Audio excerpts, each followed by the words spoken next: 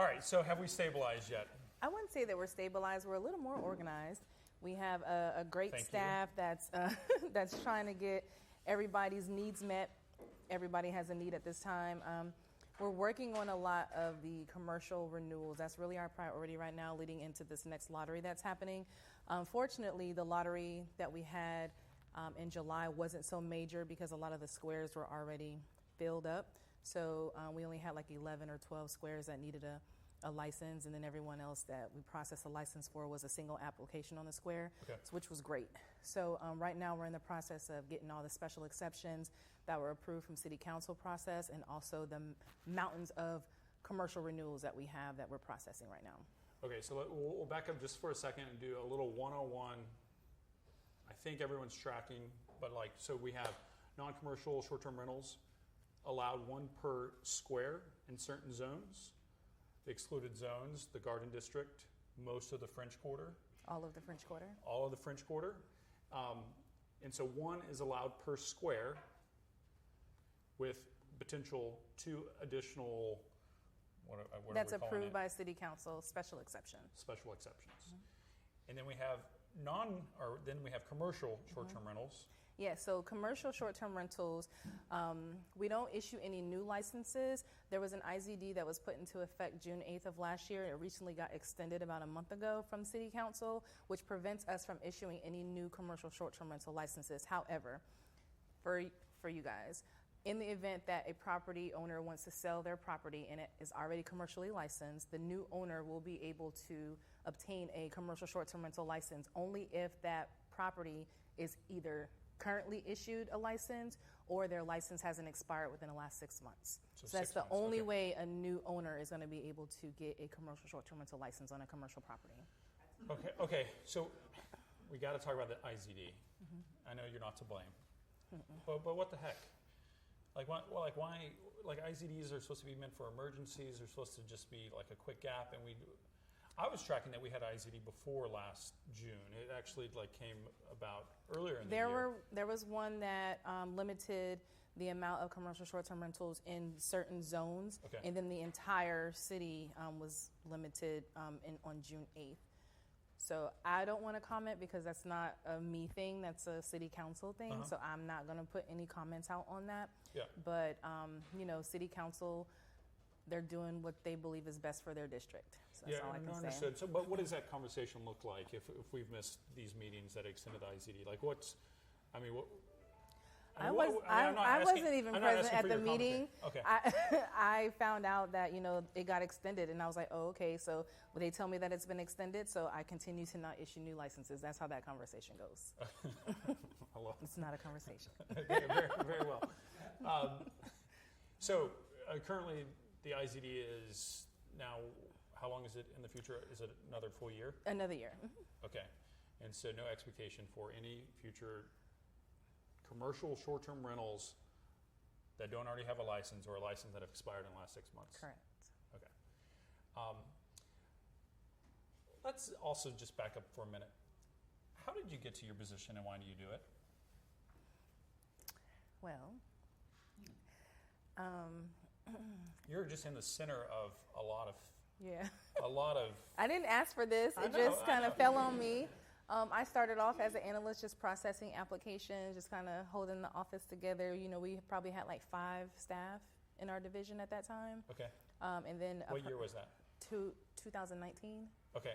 July so 2019. 2 years into the craziness. So right before the RSTRs came about, and the whole cyber attack. So I started about 6 months before the cyber attack. That and mess. COVID. And then COVID. So it's always been a lot of challenges since I've started, but a promotional opportunity came about 7 months in, and that's how I got this position, and we just been running since, literally. Scale 1 to 10, how much do you love it? 10. It has its challenges, but it's fun. Right. It's actually a fun job. I have a really, really good team, and my team, we come to work and we just do the best that we can. Yep. The constituents, they come in, they try to give us a hard time, but we just do what we can do. You're just trying to implement what the legislative branch has really told you to do. That's all. let's talk about your team. You started 2019 with 5 in the department. Yes. Where are you at today?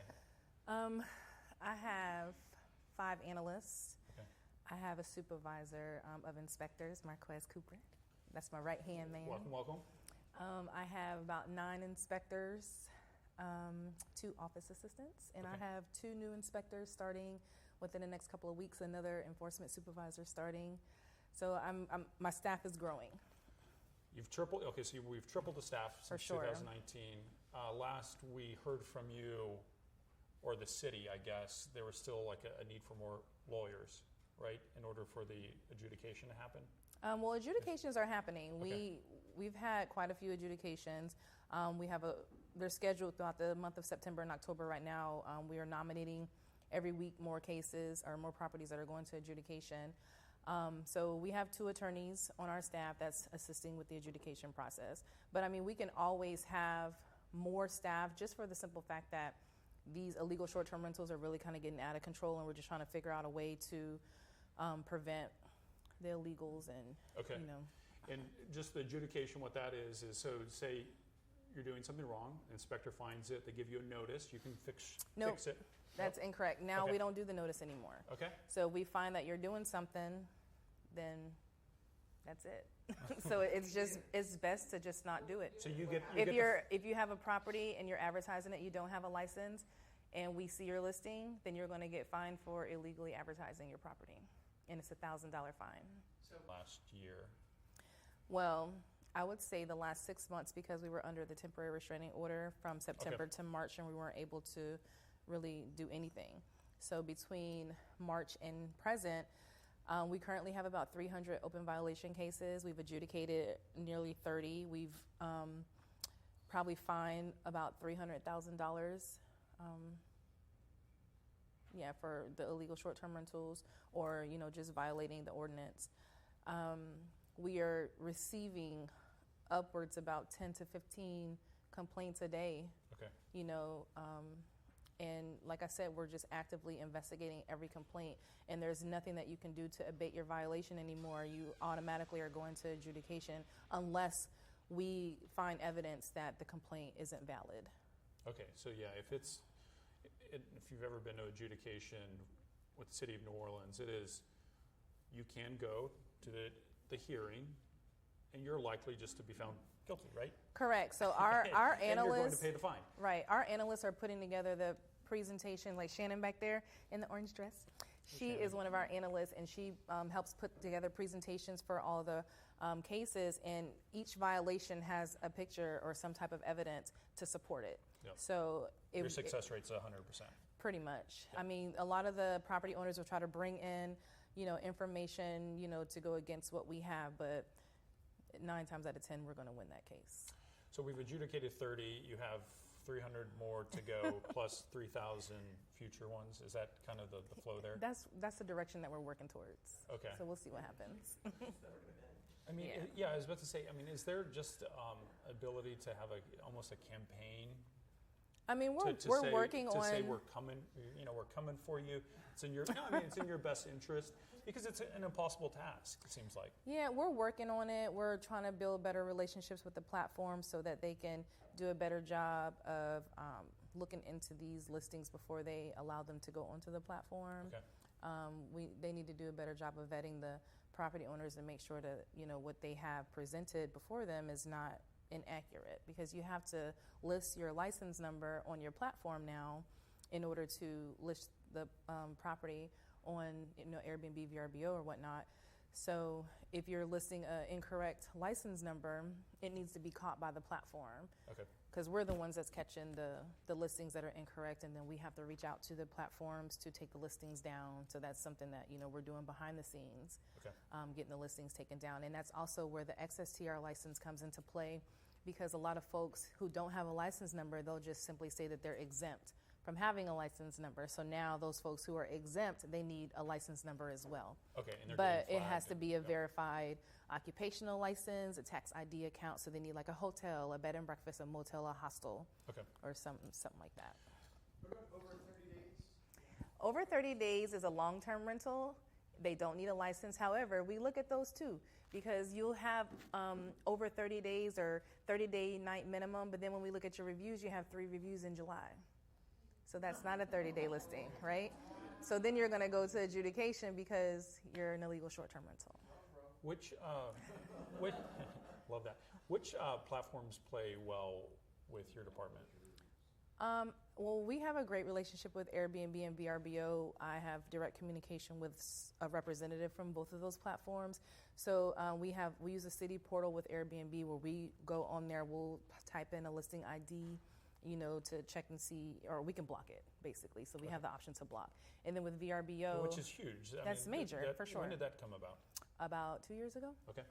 So we've been doing that for 2 years. And then with VRBO, we'll have like a list of platform listings, and we'll just send them an email and say these are the ones that need to be taken down. And does the blocking happen after adjudication or as soon as you see something wrong? If we're not able to identify the address, then we'll do it immediately. But if we do have the address, we'll just build the case, because 9 times out of 10, the property owner still has that listing up during adjudication, and I like to pull it up so that the hearing officer can see it and see all the bookings and see all the reviews. Mm-hmm. Okay. And then we make them take the listing down, cancel all their bookings, block the calendar, and all that. Seems exhausting. That seems exhausting. It is. I think there's a good place for short-term rentals in the city. I would have been an advocate that we would have never changed our laws from the 60s, and when it would have just been B&Bs. But we are where we are. In our view, and affordability, I don't know if crisis is the right word, but affordability is a real thing in New Orleans. Homeowners insurance, interest rates, it makes it difficult for a lot of people to live here, right? And so to be able to have a short-term rental is a real plus. What advice would you have for agents that are trying to support the legal process of getting a short-term rental?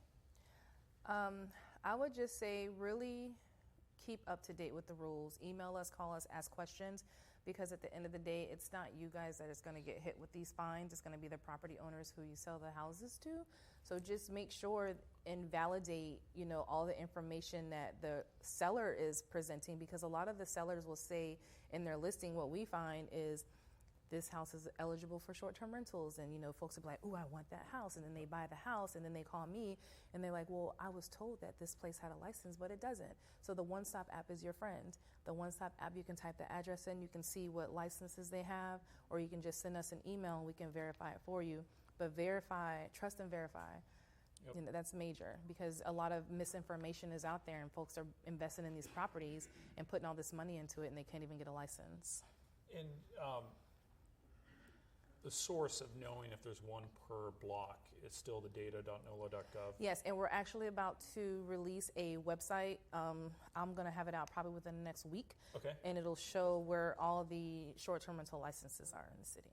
Okay. If you have a commercial property, you need to have a local operator, or I will deny your license. And that's something that hasn't really been paid close attention to in recent years, but we have a lot of issues, and we're about to start finding operators as well. So it's best to just get into compliance now. So if you have any folks who have a commercial license, they don't even live in New Orleans, they need to get an in-town operator, because we're really starting to crack down on operators now. You have a great attitude. Thank you so much. I appreciate you. No problem.